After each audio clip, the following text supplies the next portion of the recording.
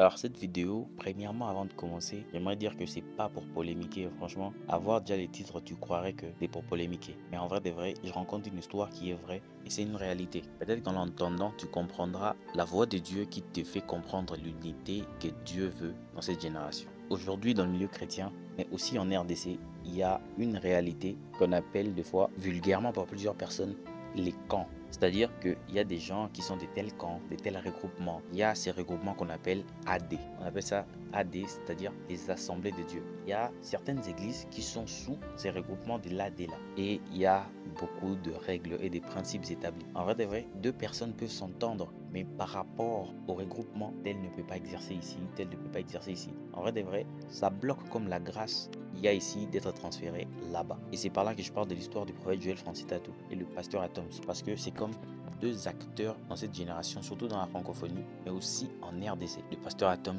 est un homme qui prêche incroyablement bien.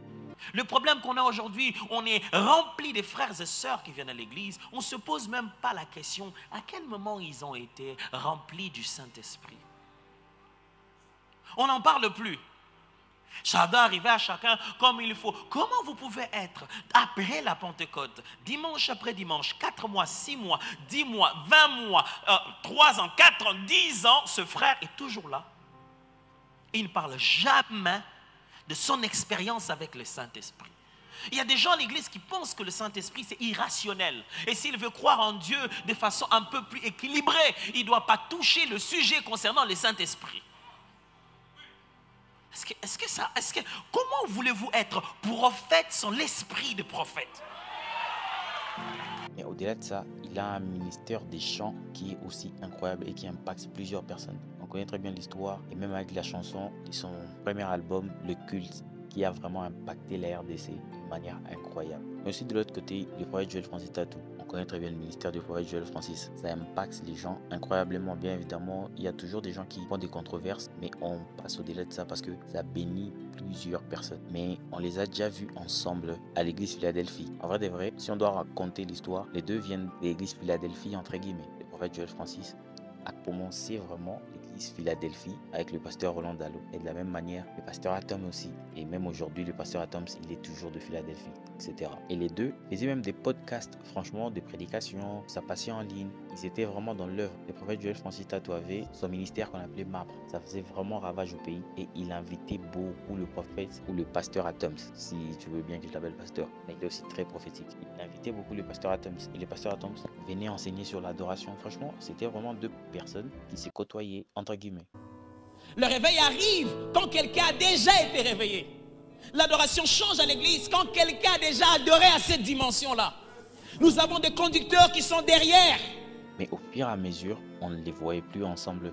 Chacun prenait un peu son schéma, tout ça. Chacun a fait son ministère, on connaît très bien l'histoire. Mais aujourd'hui, si on devrait directement passer aujourd'hui, le pasteur Atoms conduit une église qu'on appelle Philadelphie Cité d'Exaucement. Et le prophète Joël Francis, il a son église, Porte des Cieux, qui est en train de très bien grandir aussi. Mais tout le monde aimerait voir de deux aussi, parce qu'il y a toujours ces systèmes où l'homme de Dieu invite tel homme de Dieu et quand on les voit ensemble, ça renvoie une image. En vrai, c'est subtil, mais ça renvoie une image. C'est comme s'il n'y a rien, mais il y a toujours quelque chose. Tout le monde aimerait bien voir Pasteur Atoms et le prophète Joël Francis. C'est de la même manière que Marcelo et le prophète Joël Francis. On les avait vus avant ensemble, mais ils étaient partis comme en guerre, etc. Mais à la fin, quand ils se sont réconciliés, tout le monde était content. Tout le monde était vraiment content parce que c'était vraiment comme une fête pour le corps de Christ en RDC. On ne croirait pas que autant de gens attendaient que les deux se réunissent. Et même les gens même de l'église du prophète Joël attendaient que leur daddy reprenne contact avec le pasteur Marcel. Et c'est de la même manière aussi que plusieurs aimeraient voir le pasteur Atoms et le prophète Joël. Mais il y a cette barrière-là. Premièrement, le prophète Joël Francis Tatou, déjà comment il mène son ministère. Il y a eu beaucoup de choses autour de sa vie qui empêcherait, si je peux dire ça comme ça, que le pasteur Atoms, ou même l'histoire avec son petit à lui proche, Lord Lombo, qui vraiment a commencé avec GFT, c'est vraiment son petit, il n'est jamais venu prêcher à l'église Porte des Cieux, alors que ça serait franchement cool. Et on voit même des gens avec qui le prophète Joël Francis se sont connus il n'y a pas longtemps, venir prêcher chez lui, mais Lord Lombo jamais. Pourquoi? Parce qu'il aussi il fait partie de Philadelphie, c'est-à-dire des assemblées de Dieu. Et l'église du prophète Joël Francis Tatou, on connaît déjà que le prophète Joël Francis, il a divorcé, il a vécu beaucoup de controverses, disant que voilà, c'est miracle, etc. Et déjà, quand un homme de Dieu à beaucoup de choses comme ça qui causent problème, comme le prophète Joël Francis. Pour les assemblées de Dieu, il n'y a même pas à faire photo. C'est rare de voir quelqu'un comme le prophète Joël Francis prêcher dans une église des assemblées de Dieu. Et j'utilise même le terme rare, mais en vrai des vrais, il n'y a pas. C'est comme l'église La Borne, d'où vient le pasteur Roland Dallot. L'église de l'homme de Dieu, Jean-Jacques Verneau, qui repose en paix, bien évidemment, dans la gloire. À La Borne, c'est pas tout le monde qui viendra vraiment prêcher, parce que ce qui est vrai aussi, c'est pas que une question de méchanceté ou de séparation. Entre les deux personnes, oui, ça peut aller, parce que la Bible déclare que Jésus mangeait avec les gens de mauvaise vie.